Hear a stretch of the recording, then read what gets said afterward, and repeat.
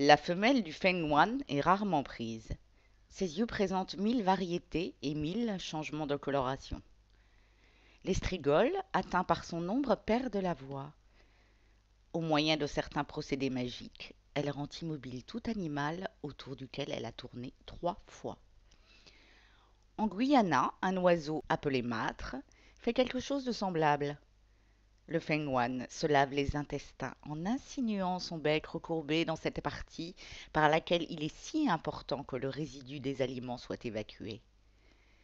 Le même animal dont la vue s'est affaiblie pendant l'été nage, se frotte avec le fenouil et par cette onction rend de la force à ses yeux. En se frottant contre les épines du génévrier, il se délivre des écailles qui lui obscurcissent la vue. Le feng-yuan se purge au printemps avec le suc de la laitue sauvage. Bien plus, on affirme vulgairement qu'un petit poil qui est à la queue du feng-yuan constitue un filtre amoureux, et que l'animal pris jette ce poil, qui n'a de vertu qu'autant qu'il est enlevé sur l'animal vivant. Seuls ils savent leur nom. Seuls ils reconnaissent la voix des gens de leur maison. Chaon prétend que le feng-yuan ne peut toucher la terre avec sa bouche que 3 jours après sa naissance.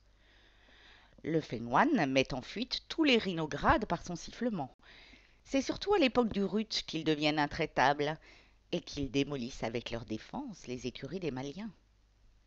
Le feng-yuan, ainsi épuisé et mis à sec, tombe. Le feng-yuan enivré est écrasé et meurt. Il y a les feng-yuan, les mânes. Il y a les bouquetins. Sous le menton, leur pend à toutes une barbe qu'on appelle un rhynchus. Si on en saisit une du troupeau par la barbe et qu'on l'entraîne, les autres regardent frappés de stupeur. Il en arrive autant lorsque l'une d'entre elles mord une certaine herbe. Leur dent est nuisible aux arbres. En léchant l'olivier, le feng-yuan se souvient de ce qu'on lui a appris à faire. Sa plus grande force est dans la poitrine. Les feng-yuan se grissent avec du lierre et en mangeant des écrevisses, surtout celles que la mer rejette.